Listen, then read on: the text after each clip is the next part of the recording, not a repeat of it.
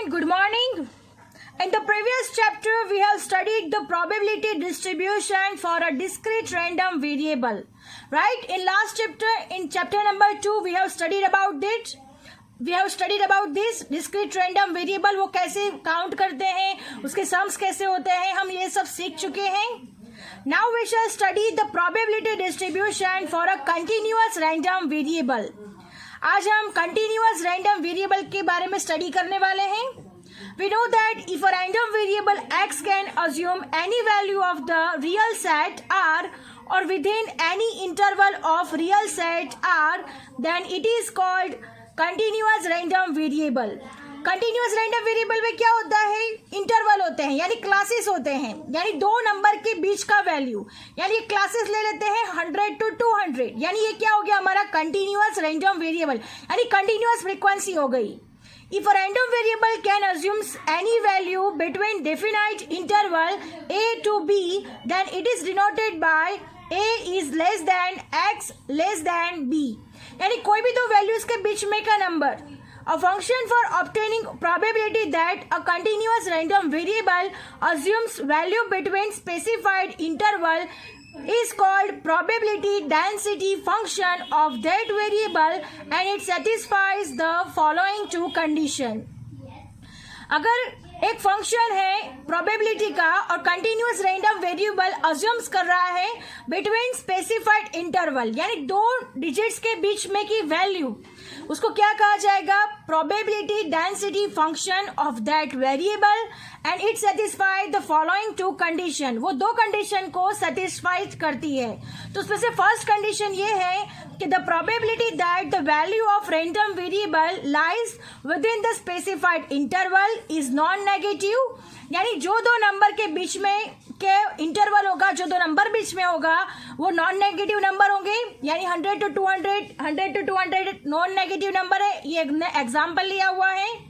And the second one condition, the total probability that the random variable assumes any value within the specified interval is 1, यानी दोनों की probability का total कितना होगा, 1 होगा. यानी the total probability that the random variable assumes any value with the specified interval, दोनों interval के बीच में उसको क्या कितना होगा, 1 होगा. उसका आंसर क्या होगा, 1.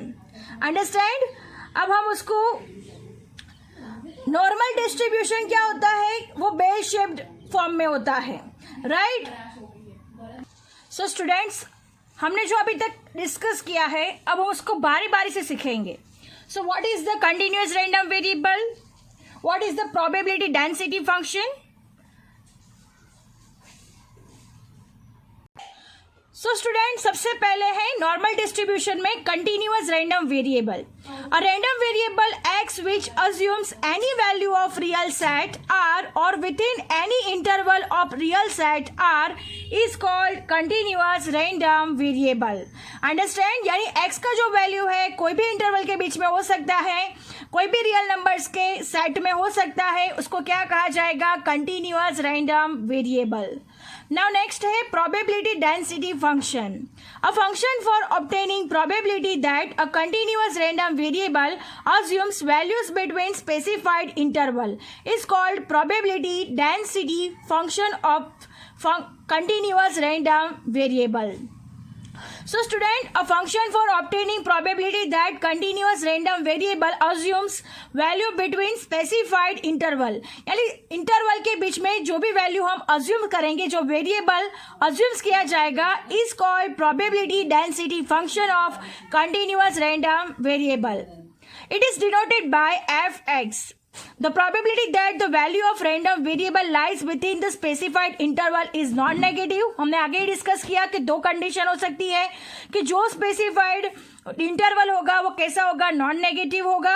और सेकंड वन ये हो सकता है कि the total probability that the random variable assumes any value with in the specified interval is 1, यानी कोई भी वैल्यू अज्यूम्स करेंगे कोई भी स्पेसिफाइड इंटरवल से, सो उसका आंसर कितना आएगा, 1 आएगा. Understand.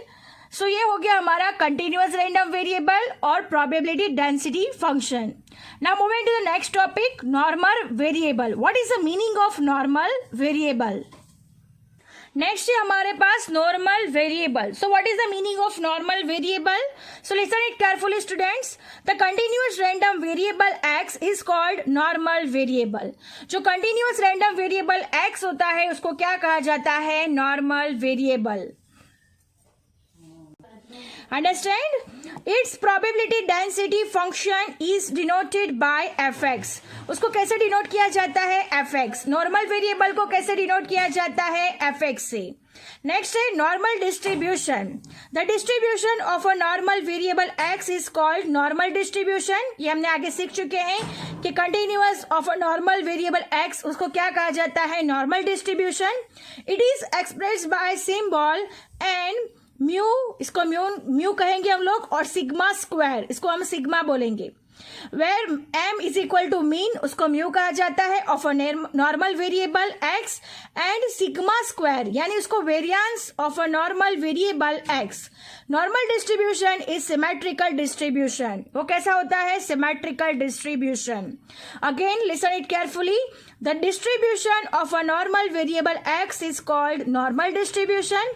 It is expressed by symbol and bracket में mean, कॉमा सिग्मा स्क्वायर, इसको म्यू भी कहा जाता है. where mu is equal to mean of a normal variable. यानी हम इसको यूज करेंगे जब हम सम्स काउंट करेंगे तब इसका यूज होगा. और कैसे यूज करना है? तो जब हम इसको अप्लाई करेंगे तब अच्छे से समझेंगे. And sigma square is equal to variance of a normal variable x for a normal distribution is symmetrical distribution. Now moving to the next, probability density function of normal distribution. So listen it carefully students. Probability density function of normal distribution. Students ये questions हमें 2 marks में ask किया जा सकता है कि write down the probability density function of normal distribution. So you have to write this answer. So listen it carefully. The probability density function fx of normal distribution is defined as follows. उसको कैसे लिखा जाता है? तो fx is equal to, fx का मतलब क्या है? Probability density function. अंडरस्टैंड? हमने आगे ही सीखा है कि fx डिनोट किया जाता है, probability density function is denoted by fx. So fx is equal to 1 divided by sigma into under root 2 pi. ये पाई है जो हम 9th स्टैंडर्ड में पाई का वैल्यू हम रखते थे, आपको याद होगा 3.14 22/7. ये हमारा कांस्टेंट वैल्यू है, ये कभी चेंज हो सकता नहीं है. e मतलब है constant value. Now e is equal to भी कांस्टेंट वैल्यू है 1 divide by sigma into under root 2 pi, और इन दोनों के बीच में मल्टीप्लीकेशन है, multiply by e into -1/2 x minus mu. X minus mu इसको मीन भी कहा जाएगा, divide by sigma whole square. Infinity minus less than x less than infinity. So अब हम इसका डिस्क्रिप्शन लिखेंगे. इसको कैसे लिखा जाता है? तो x is equal to value of random variable x, यानी रैंडम वेरिएबल x का जो वैल्यू होगा वो x कहा जाएगा. m is equal to mean of normal distribution. Sigma is equal to standard deviation of random variable. Standard deviation of normal distribution उसको sigma कहा जाएगा.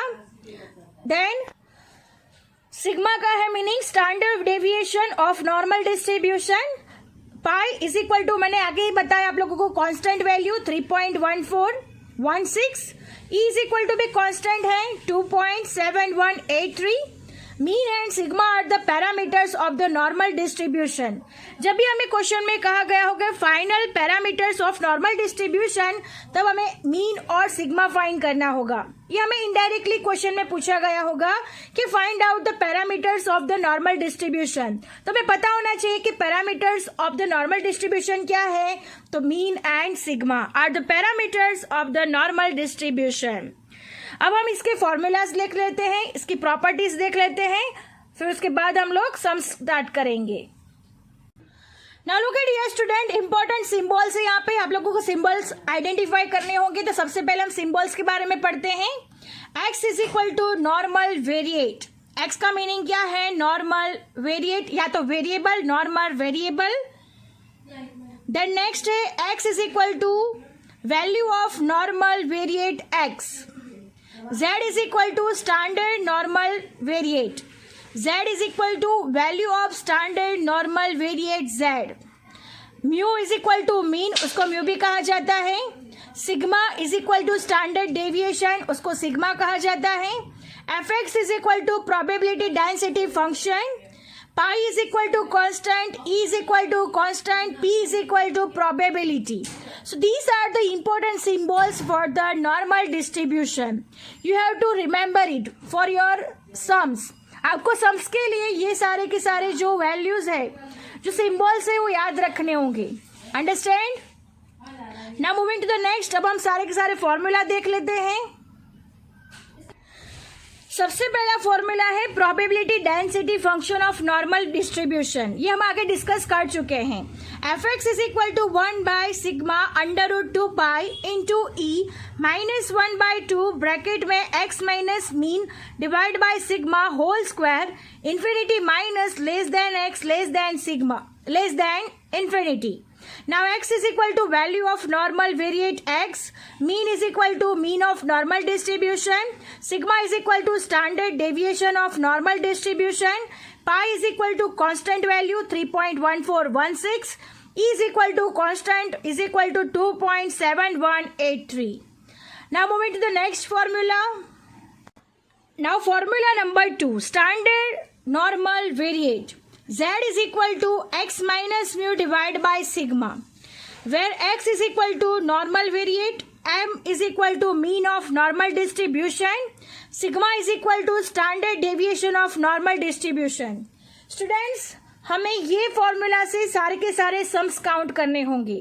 So remember this formula, z is equal to x minus mean divided by sigma. This is the important formula for us to find out, to solve the sums, to find out the answer of the sums. है हमारा probability density function of standard normal distribution. So fz is equal to 1 upon, ये standard z is equal to, हमने आगे symbol में देखा standard normal variable, z का meaning होता है. तो यहाँ पे भी क्या है, probability density function of standard normal distribution. So f z is equal to 1 upon under root 2 pi e minus 1 by 2 z square. यहाँ पे क्या हो जाएगा हमारे पास, z square, where z is equal to x minus mu divide by sigma. Z का value कैसे find करना है, तो x minus mean divide by sigma. So minus infinity less than Z less than infinity. So this is the probability density function of standard normal distribution. Now moving to the next. Parameters of normal distribution. ये हम आगे देख चुके हैं कि parameters of normal distribution में mean और standard deviation, तो ये दोनों क्या है, पैरामीटर्स ऑफ नॉर्मल डिस्ट्रीब्यूशन. जब भी हमें क्वेश्चन में कहा गया होगा कि find out the parameters of normal distribution, तब हमें मीन और स्टैंडर्ड डेविएशन दोनों ही फाइंड करना होगा. नाउ नेक्स्ट है mean and standard deviation of standard normal distribution. So mean is equal to 0, standard deviation is equal to 1, hence variance is equal to 1. हमें पता है कि वेरिएंस किसको कहा जाता है, तो स्टैंडर्ड डेविएशन को स्क्वायर करते हैं तो क्या मिलता है, हमें वेरिएंस मिलता है. तो ये हमारे लिए किसके लिए है, mean and standard deviation of standard normal distribution के लिए होगा. Mean is equal to 0, SD is equal to 1, hence variance is equal to 1. अब फॉर नॉर्मल डिस्ट्रीब्यूशन के लिए हम लोग थोड़ी प्रॉपर्टीज पढ़ेंगे, थोड़े वैल्यूज है वो जानेंगे, और फिर हम स्टैंडर्ड नॉर्मल डिस्ट्रीब्यूशन के बारे में भी पढ़ेंगे. तो सबसे पहले हम पढ़ते हैं the normal for a normal distribution. So X bar is equal to M is equal to M O. So student, इसका मीनिंग है एक्स बार यानी mean is equal to median is equal to mode. Second one है Q3 minus M is equal to M minus Q1. सो इसको हम solve करेंगे तो हमें क्या मिलेगा, इसका मीनिंग क्या है कि Q3 में से माइनस एम यानी Q3 में से अगर मीडियन को माइनस करते हैं और मीडियन में से अगर Q1 माइनस करते हैं तो दोनों के आंसर कैसे होंगे, इक्वल होंगे. अब हम इसे सॉल्व करते हैं तो कैसे सॉल्व करेंगे. So look at here student, यहाँ पे हम सॉल्व करते हैं Q3 minus M is equal to M minus Q1. Right. तो ये हम माइनस में इस साइड पे चला जाएगा, सो Q3 ये माइनस Q1 है, तो Q1 इस साइड आएगा तो Q1 प्लस हो जाएगा, M प्लस M हो जाएगा, बिकॉज माइनस में M है इसमें जाएगा तो प्लस M हो जाएगा। Then Q3 plus Q1 is equal to 2M हो जाएगा, M प्लस M 2M हो जाएगा। अब मीडियन फाइंड करना हो तो क्या करना है, Q3 plus Q1 divide by 2। Understand, इन सबका डिवाइड बाय क्या हो जाएगा 2, बिकॉज 2 मल्टीप्लीकेशन में तो डिवीजन में चला जाएगा। तो हमें क्या मिल रहा है, median is equal to Q3 plus Q1 divide by 2। Third one है स्क्यूनेस, जो हम लास्ट 11th में चैप्टर में सीखे हुए हैं स्क्यूनेस। बस इसे ये याद रखना है और कुछ जरूरी नहीं है, बस आपको याद रखना है skewness is equal to 0। 4 number है Q1 का वैल्यू कैसे फाइंड करना है, तो मीन माइनस 0.675 सिग्मा, और Q3 कैसे फाइंड करना है, तो मीन प्लस 0.675 सिग्मा। ये फॉर्मूलाज आपको याद रखने जरूरी है, बिकॉज जब हम सम्स काउंट करेंगे तब यही फॉर्मूला के यूज करके हम लोग सम्स काउंट करने वाले हैं। देन नेक्स्ट है क्वार्टाइल डेविएशन। क्वार्टाइल डेविएशन का फॉर्मूला है 2/3 सिग्मा। क्वार्टाइल डेविएशन का फॉर्मूला दूसरा भी है Q3 minus Q1 divide by 2। जबकि हम 11th स्टैंडर्ड में काउंट करते थे क्वार्टाइल डेविएशन, आपको याद होगा Q3 minus Q1 divide by 2 is equal to 2/3 sigma. इन दोनों का आंसर कैसा होगा, सेम होगा। Quartile deviation is equal to 2/3 sigma. Now moving to the next है mean deviation 4/5 sigma. Mean deviation जब भी हमें आस्क किया गया हो क्वेश्चन में तब हमें 4/5 सिग्मा से फाइंड करना है। देन ये सब एरियाज दिए गए हैं, ये एरियाज को आपको याद रखने होंगे, बिकॉज कई सब में डायरेक्ट ऐसे एरियाज दिया जाता है तब हमें ये वैल्यू हमें अपने आप से लिखनी होती है।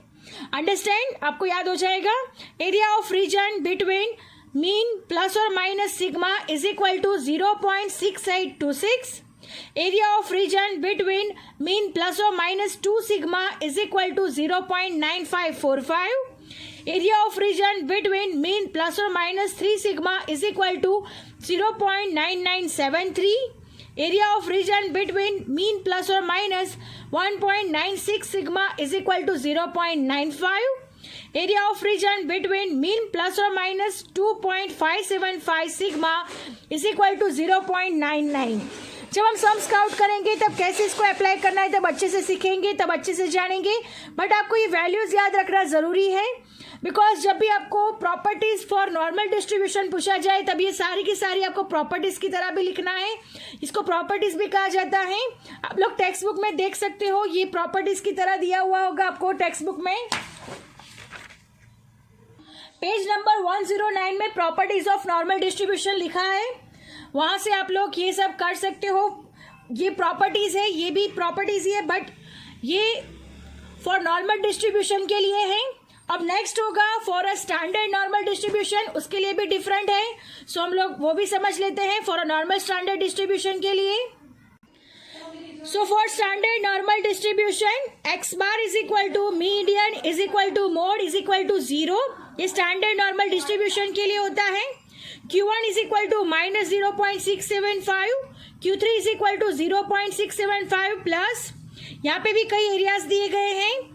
सो area of region between Z is equal to plus और minus 1, 0.6826। Area of region between Z is equal to plus और minus 2 is equal to 0.9545। Area of region between Z is equal to plus और minus 3 is equal to 9973। Area of region between Z is equal to plus और minus 1.96 is equal to 0.95। Area of region between Z is equal to plus और minus 2.575 is equal to 0.99. So this is for standard normal distribution. So students, I hope you understand it very well. ये आपको याद रखना है, कब कैसे apply करना है, जब हम सम स्टार्ट करेंगे तब अच्छे से सीखेंगे। So student, our lecture is over here. I hope you understand it very well. Thank you students.